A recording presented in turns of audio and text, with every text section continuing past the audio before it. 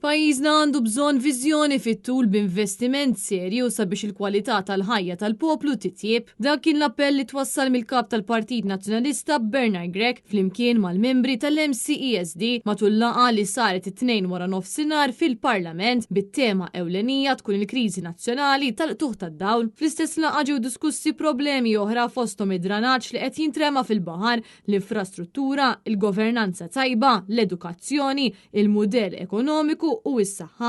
F'kummenti ma' Net News il-kap tal-Partit Nazzjonalista Bernard Grech saħaq fuq l-importanza tal-konsultazzjoni bejn il-partiti politiċi flimkien mal-imsieħba soċjali bilan li tfassal politika li verament tħoss il-polz tal-poplu. Aħna nemmnu illi l-ħiliet u t-talent mhux qiegħed biss fil-partit imma qiegħed ukoll flimkien mal-imsieħba soċjali kollha. U kburi ngħid illi qegħdin nitkellmu l-istess lingwa, qegħdin ukoll nemmnu illi l-futur jista' jkun futur aħjar, imma importanti illi jkun hemm mhux biss political will minn min ikun qed imexxi u jintajt il-kelma wkoll illi mhux biss inkun qed nisma' l-MCSD imma wkoll inkun qiegħed naħdem magħhom biex pajjiżna verament ikollu il-pjan ekonomiku li jkabbar l-ekonomija, jkabbar il-flussi l-bwiet tan-nies imma wkoll il-kwalità tal-ħajja ta' kulħadd. Matul l-istess laqgħa mal-imsieħba soċjali Bernard Grech fakkar ukoll kif il-Grupp Parlamentari Nazzjonalista baqa' kompattu maqud dwar il-ħtieġa li Edward Cicluna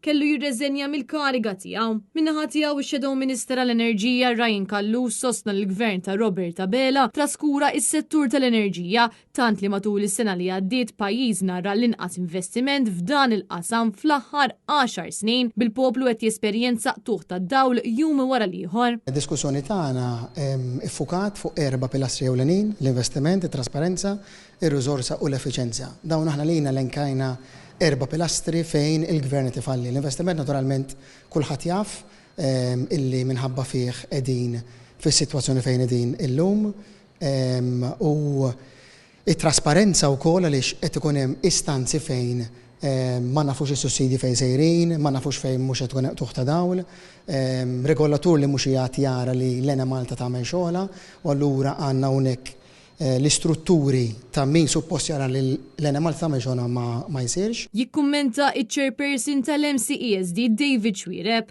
Mill-laqgħa tal-lum naħseb li kulħadd kien qed jirreġixxi li iktar ma ningħaqdu bħala pajjiż flimkien. Kull parti li għandu xi ħsieb m'għandniex riżorsi x'nitilfu u kull option li aħna għandna biex intejbu kull suġġett tal-pajjiż dan nagħmluh billi nisimgħu xulxin fil-waqt li nitkellmu wkoll. Jikkummenta r-rappreżentant tal-MEA fl-MCESD Joe Farrugia. Tkun hemm viżjoni iktar fit-tul, tkun hemm pjanar sabiex il-problemi nantiċipawhom, flok nippruvaw irraqqawhom meta jinqalaw. Pereżempju, jekk għandna fejna fin problemi bl-enerġija, ma nistgħux illum ngħidu li ġejja minħabba il-karozzi tal-elettriku, l-electric cars, għax nafu il-snin twal, nafu li ħajġu l-electric cars. Il-President tal-Kamra għan-Negozji Żgħar u Medji Paul Abela. Jien naħseb minnaħa tagħna rridu naraw, nibdew nieħdu deċiżjonijiet u fejn sa wafqu jew sa nbidlu fil-fatt il-kap tal-oppożizzjoni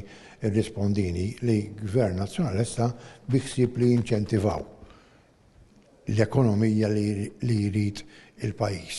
Jitkellem ma' Net News is-Segretarju Ġenerali tal-General Workers Union Joseph Buġejja. Bħala Workers Union nisqu dwar il-fatt li jkun hemm pjan nazzjonali strateġiku fejn ħadd timxi l-qudiem Malta bl-elementi kollha.